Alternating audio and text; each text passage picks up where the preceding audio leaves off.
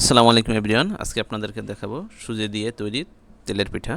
প্রথমে 2 চামচ ঘি নিয়ে তার ভিতরে 1 কাপ পরিমাণে সুজি দিয়ে এভাবে আমরা একটু টেলে নেব। এবার 1 কাপ পরিমাণে চিনি দিয়েছি। এবার আধা কাপ পরিমাণে লিকুইড দুধ দিয়েছি। এভাবে নেড়ে আমরা ভালো করে একটা ডো তৈরি করে নেব। আমরা 2টা ডো তৈরি করে নিয়েছি।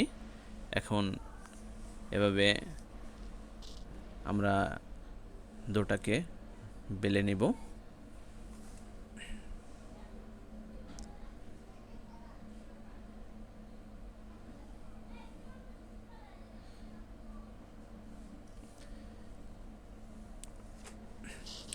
ডোটাকে এভাবে বেলে আমরা একটা বড় রুটি তৈরি করে নিয়েছি।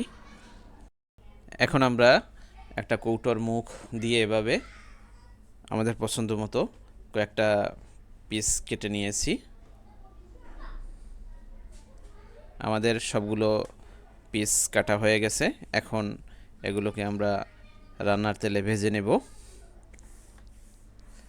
ভেজে নেওয়ার জন্য আমরা একটা প্যানে রান্নার তেল নিয়েছি। তেলটা গরম হওয়ার পরে এগুলো আমরা ভেজে নেব। এখন আমরা আমাদের সেই পিঠাগুলো তেলের ভিতরে ছেড়ে দিয়েছি। এভাবে আমরা উল্টিয়ে দেব।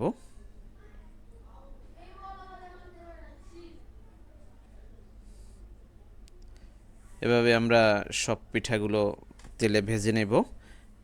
অনেক সময় হাতের কাছে কিছু না থাকলে বাচ্চাদের জন্য আমরা এভাবে সহজে তেলের পিঠা তৈরি করে দিতে পারি। আমাদের ভিডিওটি যদি ভালো লাগে লাইক শেয়ার এবং কমেন্ট করে আমাদের পাশে থাকবেন। আল্লাহ হাফেজ।